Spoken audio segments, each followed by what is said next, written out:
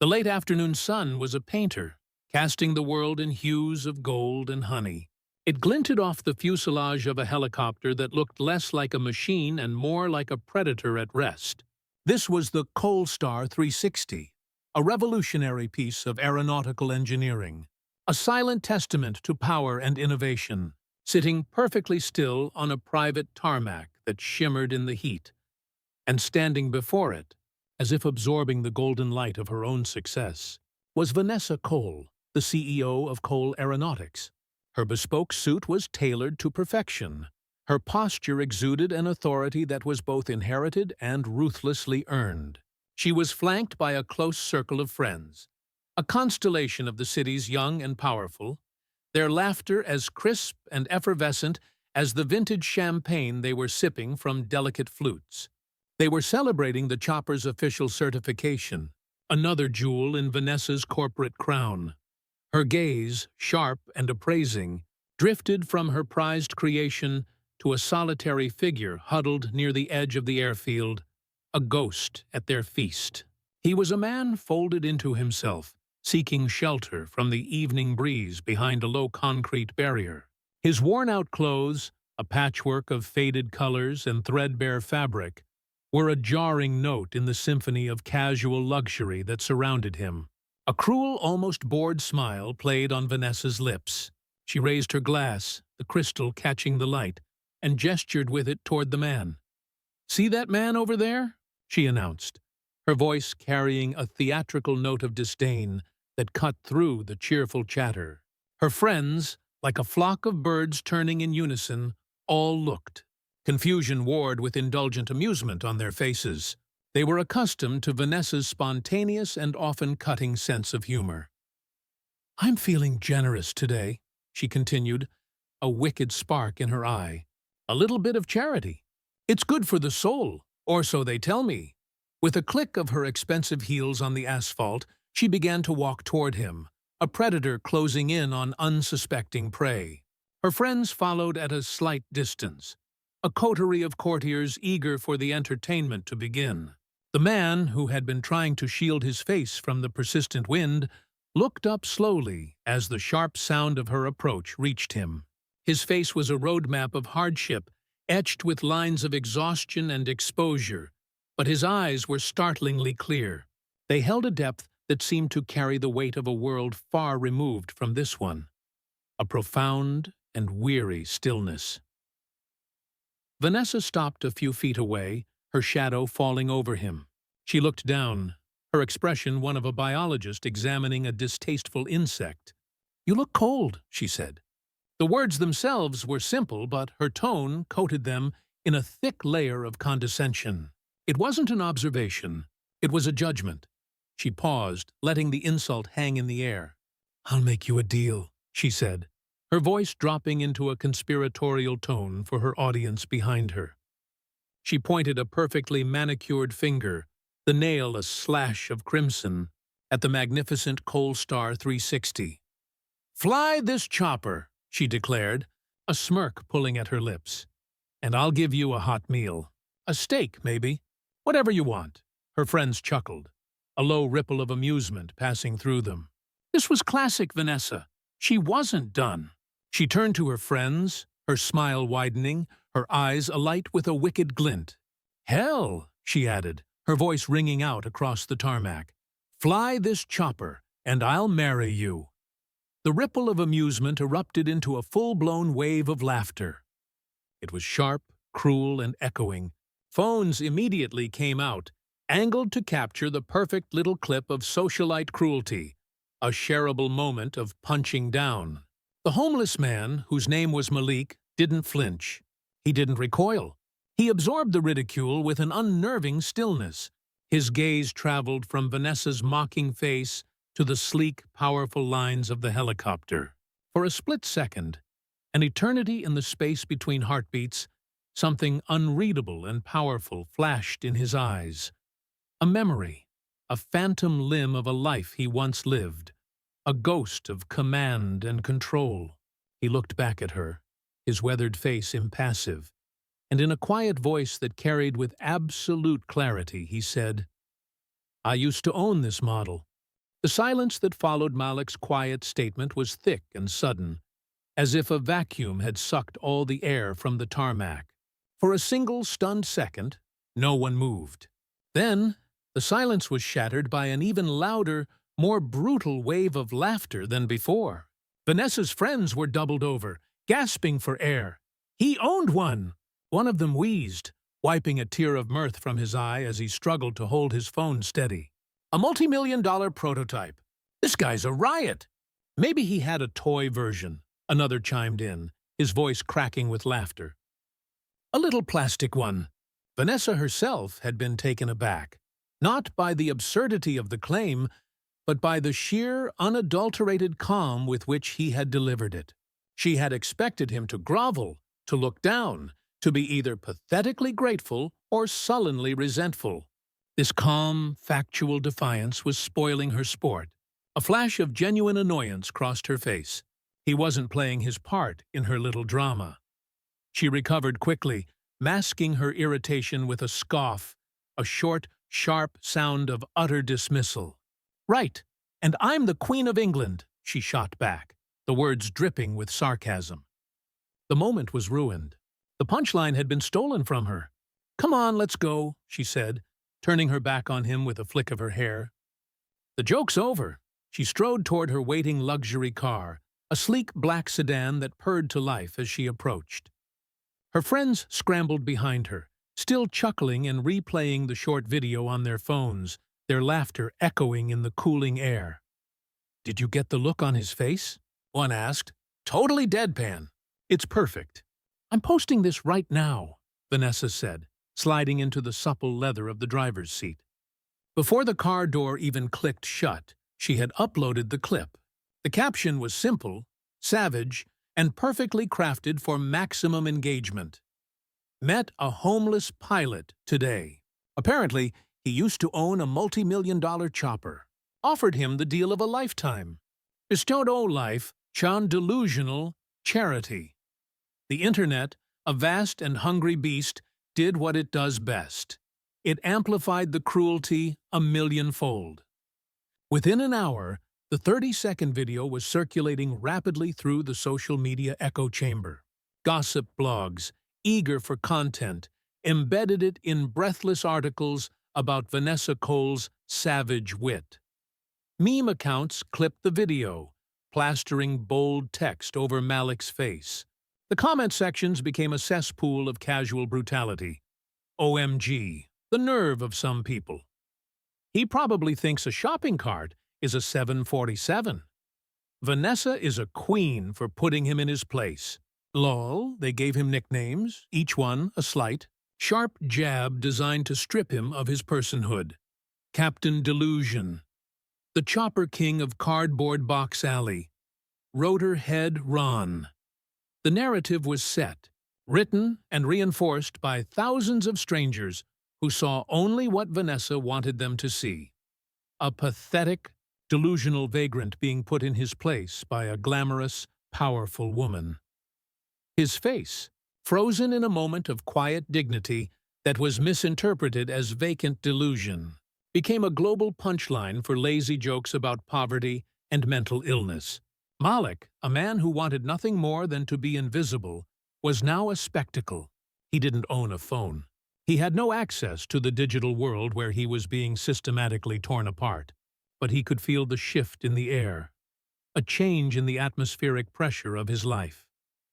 The next day, as he sought warmth in the public library, he saw the pointing fingers and heard the stifled whispers. Teenagers held up their phones, laughed, and looked at him. When he went to a soup kitchen for his one meal of the day, a volunteer looked at him with a mixture of pity and contempt, recognition dawning in her eyes. The world, which had ignored him for so long, was now actively hostile. He was no longer a person struggling to survive on the margins. He was a meme, a joke, a piece of content stripped of his humanity for the sake of a few million clicks and a fleeting sense of superiority for those who watched. And high up in her gleaming high-rise office, overlooking the city that was now his prison, Vanessa Cole watched the view count climb into the millions, a slight, satisfied smirk on her face. The joke for her was just getting started. Across town, in the cluttered, caffeinated chaos of the City Chronicle's newsroom, an investigative journalist named Clara Jennings was scrolling through her social media feed, a nightly ritual of sifting through digital garbage in search of a story. Then she saw it. The video was trending, sandwiched between a celebrity's new puppy and a political gaffe. She watched the clip of Vanessa Cole, read the smug, self-congratulatory caption, and felt a familiar knot of frustration tighten in her stomach. Her entire career was built on looking past the easy, surface-level narratives that everyone else consumed without question. And this one, the glamorous, witty CEO versus the poor, delusional man, felt far too neat, too packaged, too perfect. It was a story designed to flatter the powerful and mock the powerless, and millions were eagerly consuming it. Unlike those millions, Clara wasn't amused. Her reporter's instincts, honed by years of digging into stories that influential people wanted to keep buried, were ringing like an alarm bell. She watched the clip again and again. On the fifth viewing, she ignored Vanessa and her cackling friends entirely. She focused only on Malik. She paused the video and zoomed in, causing the image to pixelate slightly. She was looking for the so-called delusion everyone was talking about. The madness in his eyes. She didn't see it.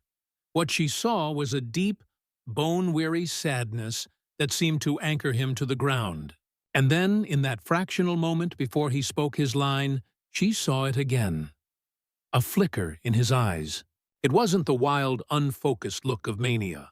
It was sharp. It was specific. It was the look of a man accessing a file from a deep, dusty cabinet in his mind. It was the look of a man recalling a fact, not inventing a fantasy. "There's more to this," she whispered to the empty newsroom, the glow of the monitor illuminating her focused expression. Her gut was screaming at her. The next day, Clara drove to the private airfield. The air was thick with the smell of jet fuel and money. The staff, polished and discreet, were a wall of professional deflection. "We don't discuss our patrons or any incidents on the property, ma'am," the airfield manager told her, his smile tight and dismissive. But Clara was persistent, a bulldog in a sensible blazer. She wasn't asking about Vanessa Cole. She was asking about the man by the fence. After an hour of patient, gentle questioning, circling the topic without ever directly accusing anyone, a groundskeeper who was hosing down the tarmac finally gave her a quiet tip, his eyes darting around nervously. "Some of the folks without a place to stay, they get meals down at the St. Jude's Mission on 8th Street.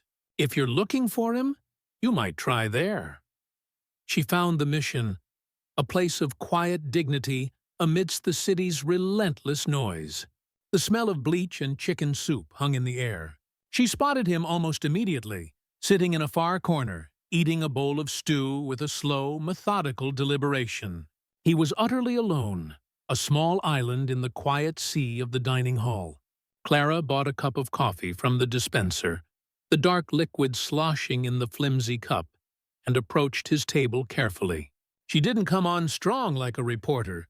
She approached him as just another person seeking a moment of peace. "I saw the video," she said softly, sitting at the other end of the long plastic table. Her voice was gentle, non-threatening. Malik didn't look up, his shoulders tensing slightly. "I'm a reporter," she continued. "But I think they got the story wrong." He remained silent, his eyes fixed on the chunks of potato in his bowl. He was shrouded in a cloak of shame, wounded by the world's casual, cruel laughter. He just wanted to be invisible again. "I don't want to quote you. I don't want to put your face out there again," Clara said, her voice even softer. "I just want to listen." Malik finally looked up, his tired eyes searching her face for the mockery, the pity, the contempt he had grown so used to. He saw none of it. He saw only a genuine, professional curiosity. It was unsettling. With a slight, almost imperceptible shake of his head, he started to stand up, his chair scraping against the linoleum. He was ready to retreat into the anonymity he craved. As he pushed his chair back, his tattered jacket, heavy with secrets, caught on the edge of the table. Something small and metallic slipped from his pocket and clinked onto the floor, the sound sharp in the quiet room. Instinctively, Clara bent down and picked it up. It was an aviator's pin, shaped like a pair of wings, but it was tarnished with age and neglect, a dull pewter color. It had a surprising weight to it, a heft that spoke of quality. It was not a cheap replica from a gift shop. She turned it over in her palm. On the back, she could make out faint markings, an insignia nearly worn smooth by time and touch. She didn't recognize it, but she knew it wasn't a commercial pilot's pin. It looked military. Malik saw her holding it, and a wave of sheer unadulterated panic flashed across his face. The weary sadness was gone, replaced by a desperate animal fear. He snatched the pin from her hand with a speed that belied his tired movements. "It's nothing," he said, his voice suddenly tight and hoarse. He shoved the pin deep into his pocket, clutching it through the thin fabric, and walked away quickly, his retreat now a panicked flight. He left Clara standing alone in the middle of the mission dining hall. The image of the strange, worn-down insignia burned into her mind. It wasn't anything. It was the key to everything. Clara rushed back to her office, her heart pounding a frantic rhythm against her ribs. The city blurred past her car window, but she saw none of it. The image of the pin consumed her mind entirely. In the newsroom, she ignored the ringing phones and her editor's questioning glance. She sat at her desk, sketched the insignia from memory on a notepad, a small parachute superimposed over a pair of wings, and snapped a photo with her phone. She sent it to a trusted, off-the-record source, retired Air Force Colonel Davies, a man who owed her a favor after she'd discreetly killed a story about his son years ago. The reply came an hour later. A single, terse line of text. "Where did you see this, Clara? Civilians aren't supposed to see this." She called him immediately. "It's important, Colonel," she said, her voice low and urgent. On the other end of the line, the colonel let out a long, weary sigh. "That pin," he began, his voice dropping, "belongs to the 210th Rescue Squadron, the Para-Rescue Men. We call them PJs. These guys are ghosts, Clara, legends. Their primary job is to go into the worst, most hostile places on Earth to rescue and recover downed American service members and other high-value assets, often in complete secrecy. Their motto is that others may live, and they mean it with every fiber of their being. They don't leave people behind. Para-rescue. Ghosts." The words sent a shiver down Clara's spine. The man the world was calling a bum, a delusional joke, was connected to one of the most elite, most secretive, and most respected units in the entire U.S. military. At that very same time, hundreds of miles away, the viral video was making its way through the tight-knit social media circles of military veterans.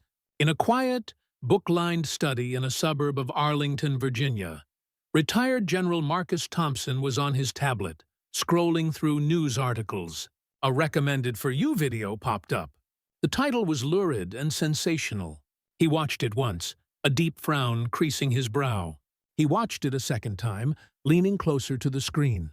The face of the homeless man, though gaunt, bearded, and hardened by a life of hardship, was utterly, heartbreakingly unmistakable.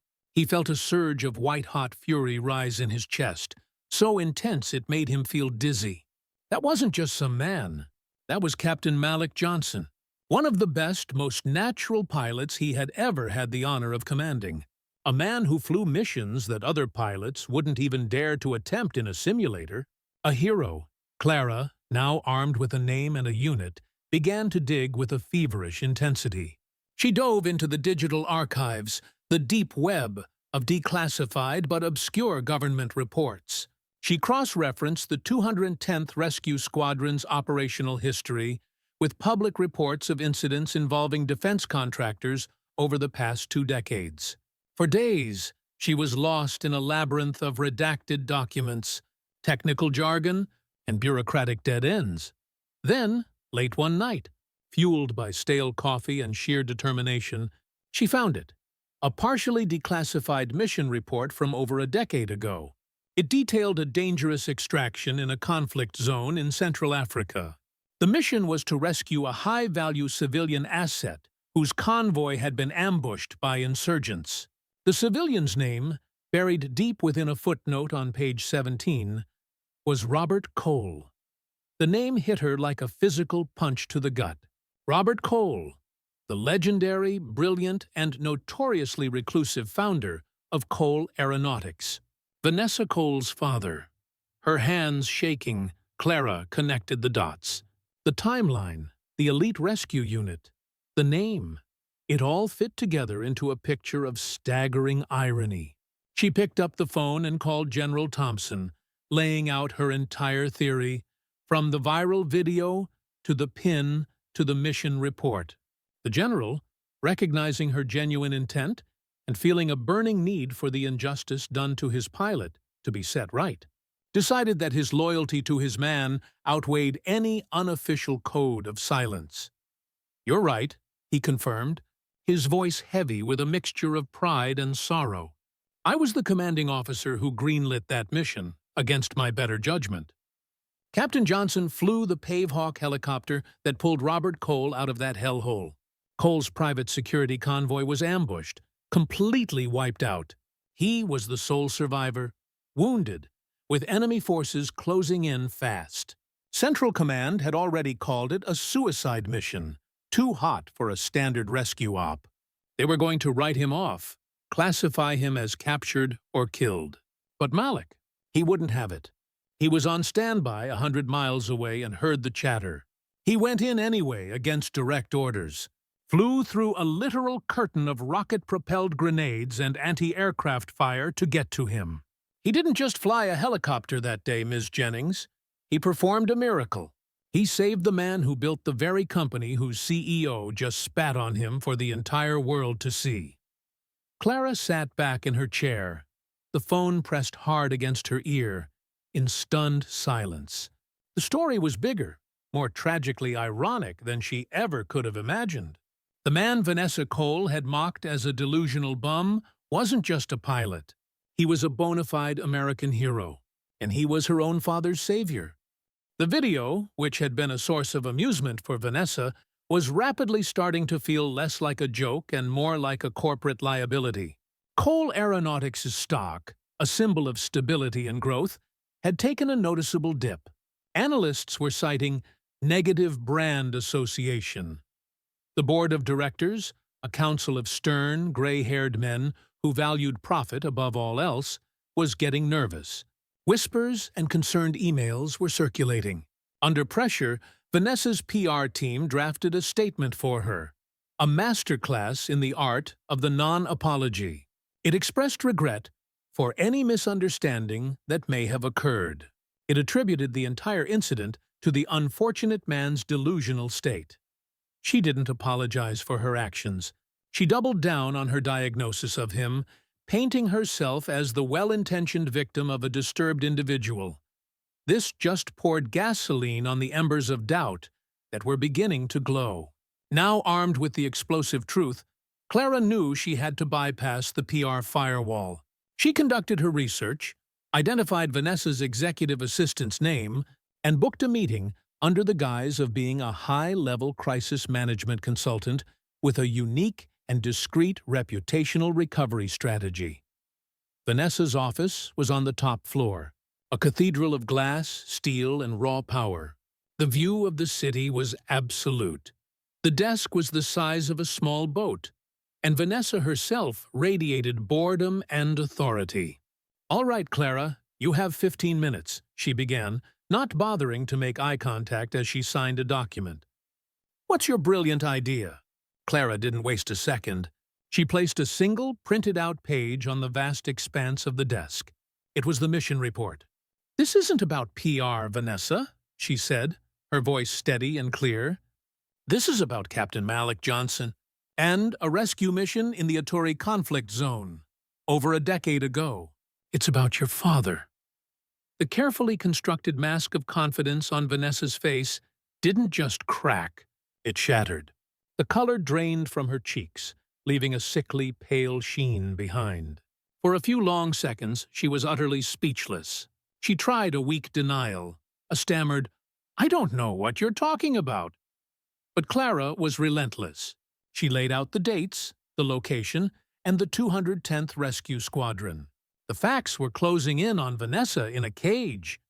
Panicked, Vanessa switched gears with the reflexive skill of a cornered animal.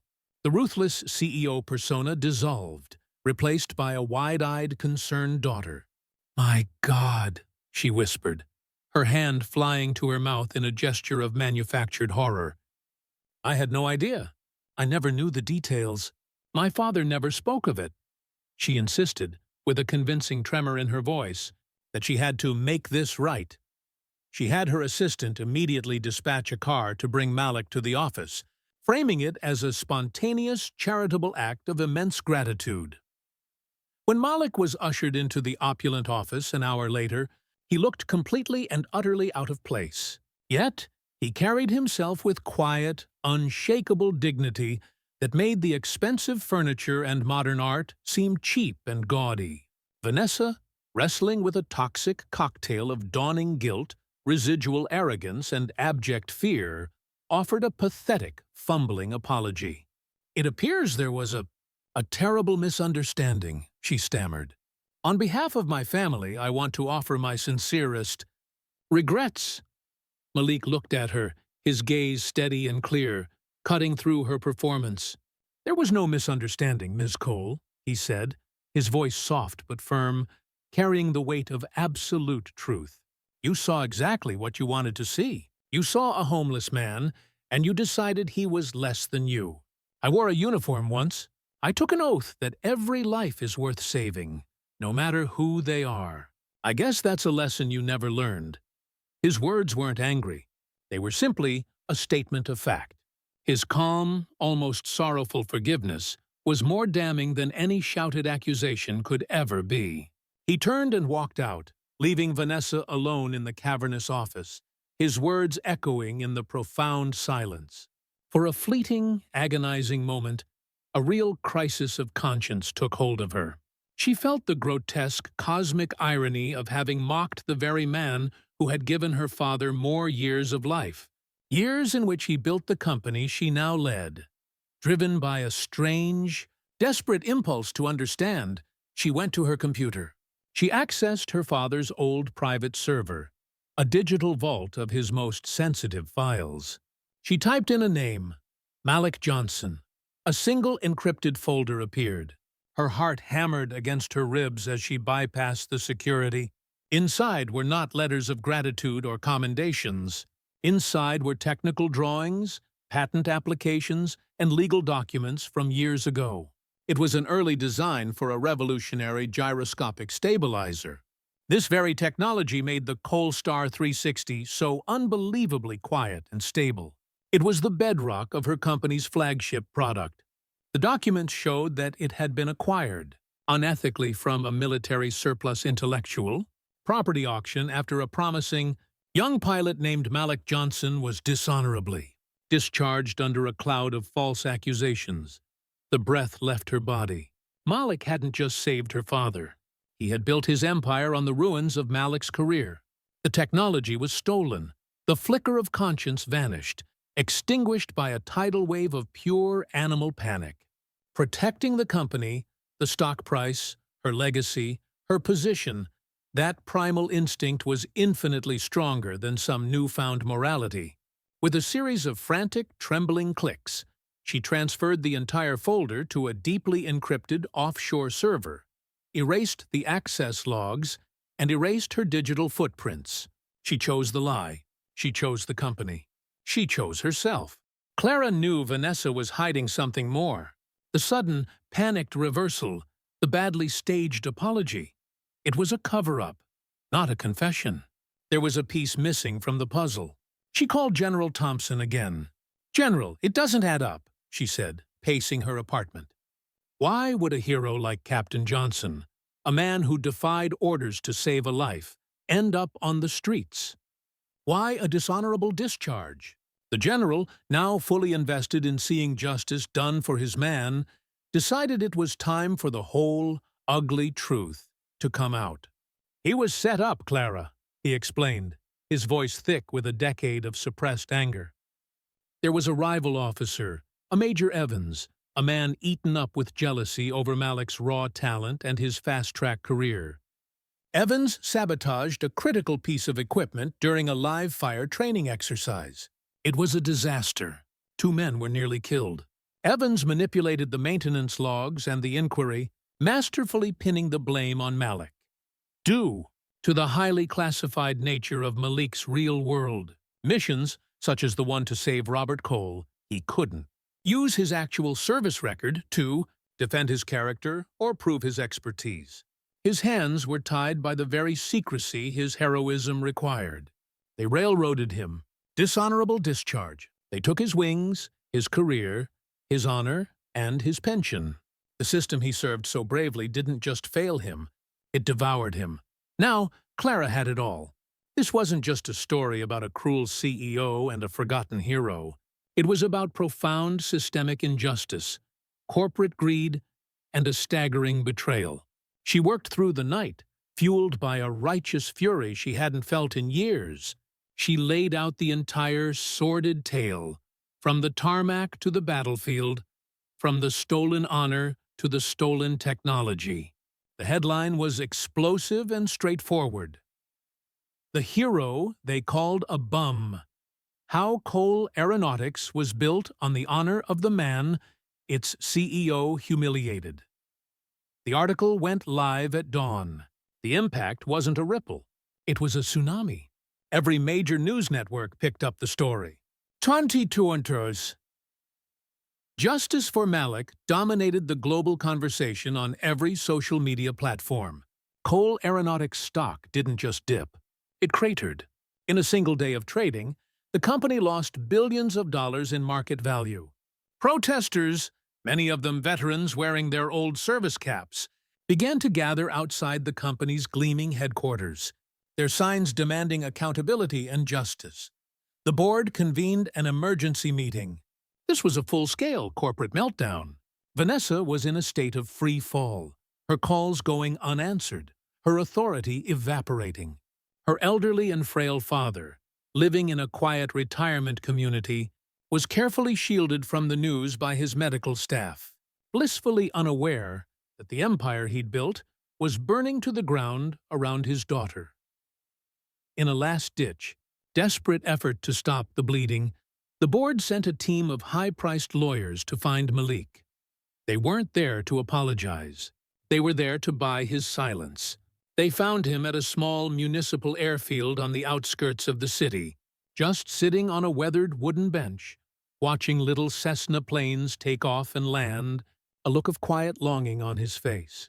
The lawyers, 2 men in impeccable suits that looked absurdly out of place against the backdrop of cracked asphalt and corrugated iron hangers, approached him with a polished leather briefcase.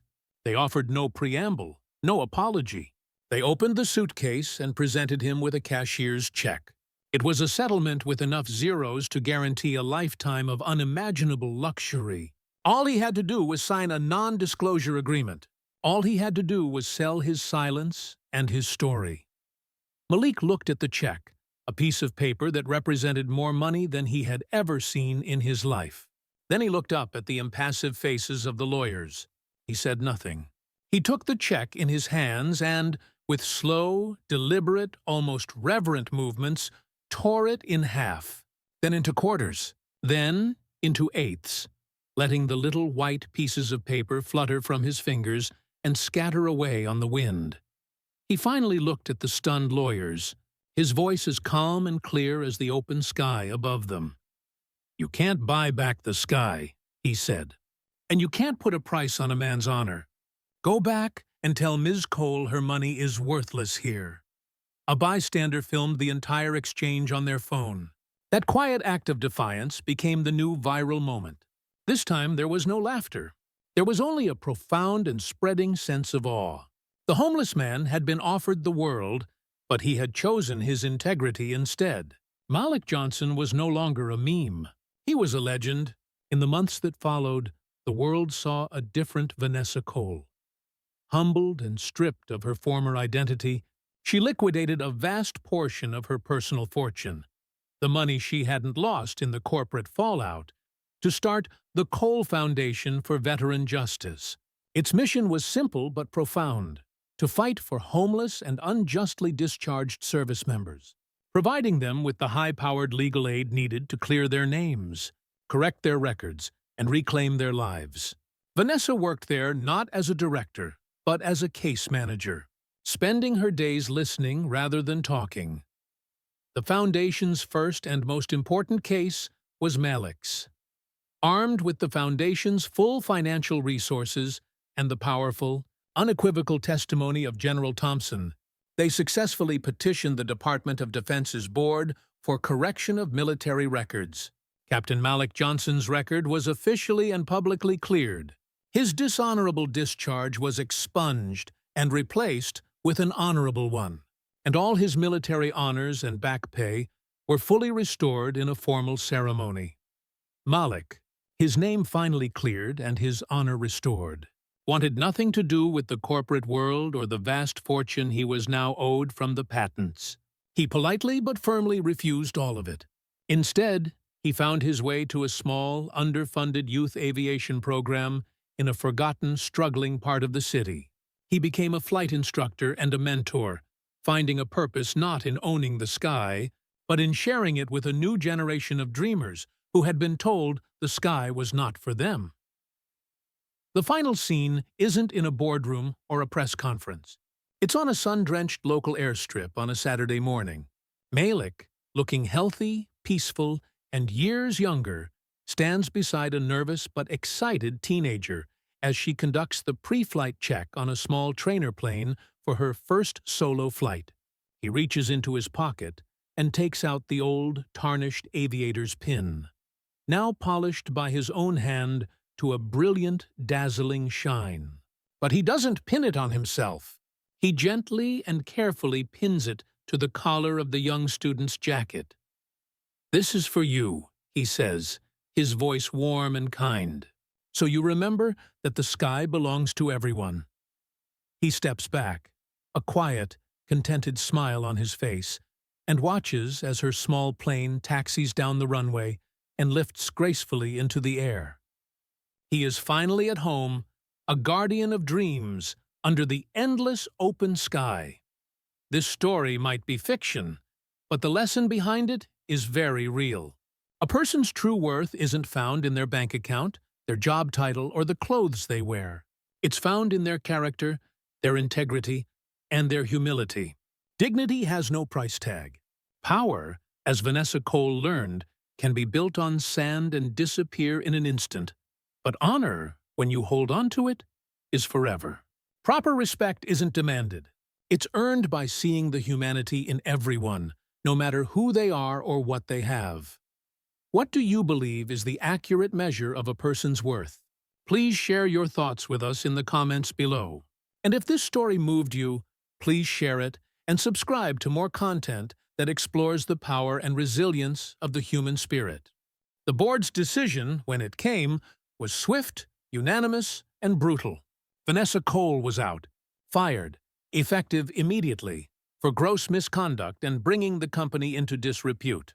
Her reign, which had been characterized by ruthless ambition, ended in the quiet, sterile humiliation of a boardroom execution. But in the smoldering wreckage of her career and her identity, something unfamiliar and fragile began to grow. A desperate, agonizing need for atonement. Stripped of her title, her power, and her wealth, she had nothing left but the crushing weight of the truth. She decided to make one final public gesture. Not a PR stunt calculated to win back favor, but an act of penance. She arranged a press conference at the very same private airfield where the whole sordid affair had begun. The world's media gathered, a frenzy of cameras, microphones, and satellite trucks. The Cole Star 360 sat in the same spot as before, a silent, gleaming monument to her arrogance. Vanessa walked to the podium alone. She looked smaller, diminished, stripped of her corporate armor. The bespoke suit was gone, replaced by a simple black dress. Her voice, once a weapon of command, was now quiet and trembled with a shame that was raw and genuine. She didn't read from a script. She looked out at the sea of faces and found him standing near the back of the crowd. Clara had convinced him to come. "There are no words," she began, her eyes locked on Malik. "No apologies that can undo what I have done. I engaged in an act of casual, thoughtless cruelty that exposed a rot at the very foundation of my family, my company, and ultimately, myself." She confessed everything, the whole, unvarnished, ugly truth. She told them about Captain Malik Johnson's impossible heroism, how he flew through fire to save her father's life. Then, her voice breaking, stumbling over the words, she confessed the deeper, more profound sin, the stolen technology, the genius of his designs that had built their family fortune. "We built an empire on the honor of a man we helped destroy," she said, hot tears of shame finally streaming down her face. "And I stood on the foundation that he laid, and I laughed at him for being on the ground." She then turned from the podium and, without a second thought, walked directly toward Malik. The cameras swarmed, creating a chaotic vortex around them, but she didn't seem to notice. The world narrowed to the space between them. "Captain Johnson," she said, her voice a raw, broken whisper. "I asked you to fly this helicopter as a joke. It was the most shameful moment of my life. But this helicopter, in a way, it was always yours. The technology that enables it to fly originated from your mind. It is your genius. I am not worthy to ask for your forgiveness, but I am asking, will you fly it? Not for me, not for them, for you. Will you please take back a piece of what was stolen from you?" Malik looked at her, his expression unreadable. Then his gaze shifted to the gleaming helicopter, and finally, up at the vast, endless blue sky. His first and most genuine love. He gave a single, slow, deliberate nod. A path cleared as if by an invisible force. A hushed reverence fell over the entire airfield. Malik walked toward the chopper, not like a homeless man being given a handout, but like a commander returning to his post after a long and unjust exile. He climbed into the cockpit, his hands moving over the complex array of controls and switches with a breathtaking, fluid familiarity. The pre-flight check was not a procedure. It was a ballet of muscle memory, a conversation between a man and his machine. He powered up the systems. The rotors began to turn, not with a roar, but with the nearly inaudible signature whisper of his own stolen design. Then, with a grace that defied physics, the helicopter lifted off the tarmac, not jumping or lurching, but ascending vertically, as if being pulled upward by an invisible string. For the next 10 minutes, Malik Johnson reclaimed his sky.